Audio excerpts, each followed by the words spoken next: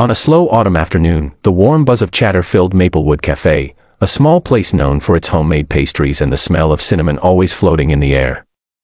Amelia, a 22-year-old waitress with tired eyes but a soft smile, moved from table to table with practiced grace.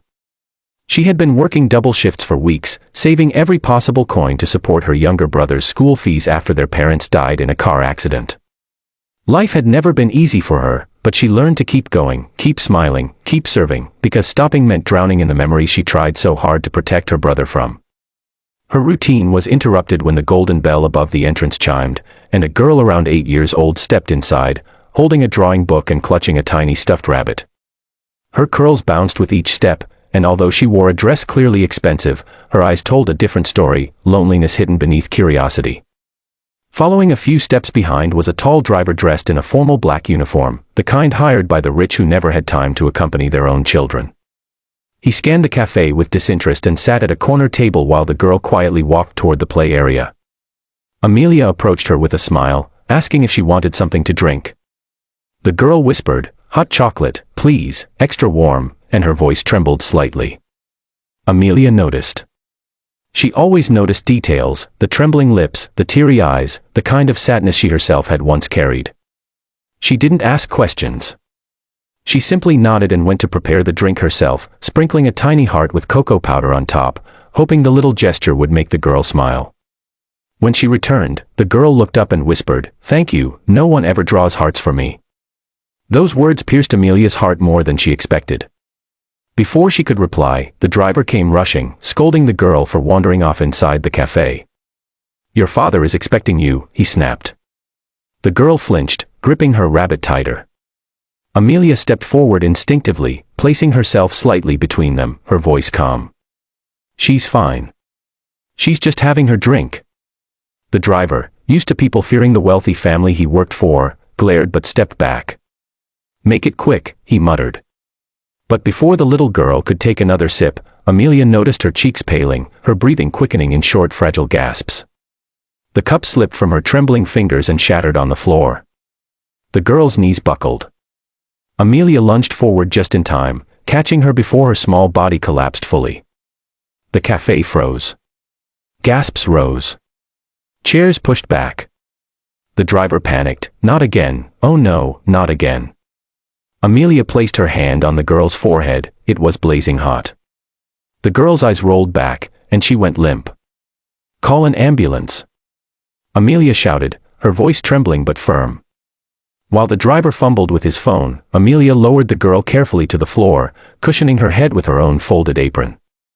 "Sweetheart, stay awake, listen to me, stay with me," Amelia pleaded, brushing curls off the girl's face. The girl barely whispered, "It hurts, please make it stop." Amelia's heart raced. She had seen this before, her brother's asthma attacks when they were young. But this was different. There was more, a faint bluish tinge around the girl's lips, shallow breaths, and a pulse so weak it felt like a whisper. Patrons gathered, some filming, others frozen, unsure what to do. Amelia didn't care about them, she cared about the fragile child in her arms. The girl's hand clutched Amelia's shirt weakly, as if begging her not to let go. "Please, don't," she breathed. Amelia leaned closer. "I'm right here. I won't leave you." Minutes later, the ambulance arrived. Paramedics rushed in, lifting the girl onto a stretcher. The driver followed them frantically, shouting, "Her father will fire me, this can't happen again." "She's had episodes, but never this bad." "Episodes?" Amelia snapped. "You should have taken her to a doctor, she's just a child." The driver swallowed. "Her father, he doesn't like hospitals. Bad publicity." The words made Amelia feel physically sick. She grabbed the driver's wrist. "Tell me which hospital you're taking her to." The men hesitated. "Central Metropolitan, VIP wing." Without thinking, Amelia pulled off her apron, tossed it behind the counter, and ran outside to call for a cab. Something inside her refused to leave the child alone, not when she felt the girl clinging to her, not when she heard her whisper, "Don't leave me." When Amelia arrived at the hospital, nurses rushed past her, whispering urgently about the critical condition of the billionaire's daughter. Amelia followed the sound of crying down the hallway, where she found the girl's father, Mr. Harrington, a man whose name appeared daily in newspapers for his business empire. He stood rigid, face pale, jaw clenched, hands shaking though he tried hiding it. Doctors surrounded him, explaining the situation. Her immune system is shutting down. She has a rare complication from untreated severe allergies. We need immediate consent for an emergency procedure. Do what you need to, Mr. Harrington muttered, signing papers with shaky hands. Amelia stepped closer. The doctor turned, recognizing her as the girl's rescuer from the ambulance report. You were the one holding her, right? She kept repeating your name when she briefly regained consciousness. Mia. Mia, hearing that broke Amelia a little. She hadn't told the girl her name. She must have remembered the tag on her uniform. Hours passed. The procedure failed.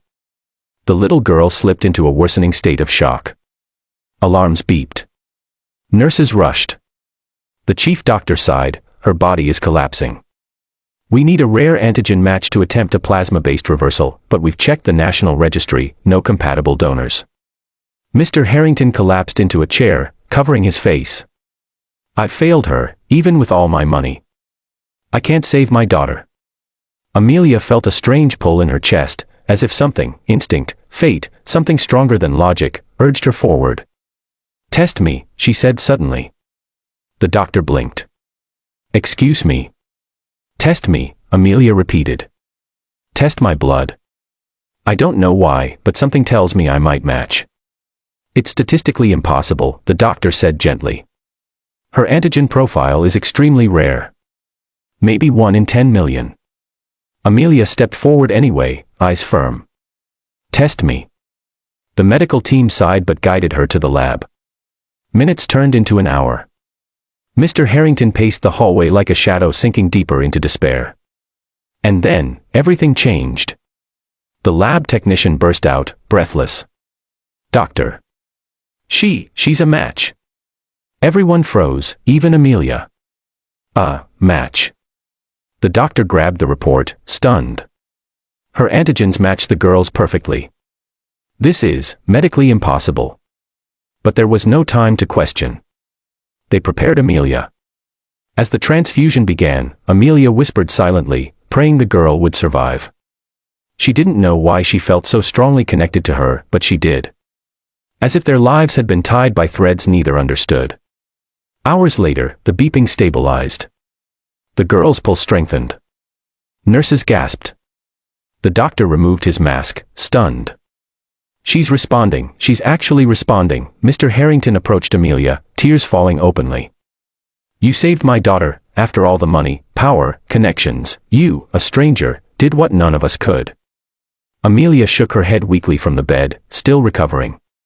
She wasn't a stranger to me, she whispered. She's just a little girl who needed someone to choose her, that's all. As the sun rose the next morning, the little girl finally opened her eyes. She blinked softly and whispered, Mia, you stayed. Amelia smiled with tears. I promised I would. That moment, entire lives began to change. For the girl. For Amelia. And even for the billionaire father who realized that the person who saved his daughter wasn't someone with power, just someone with a heart big enough to love a child she didn't even know. Little did Amelia know, this was only the beginning. Destiny had tied them together for a reason that would soon shock everyone, including herself. If you're enjoying this emotional story and want more powerful, heart-touching episodes like this, make sure to subscribe to the channel, turn on all notifications, and stay with us for the next unbelievable chapter. Your support means everything.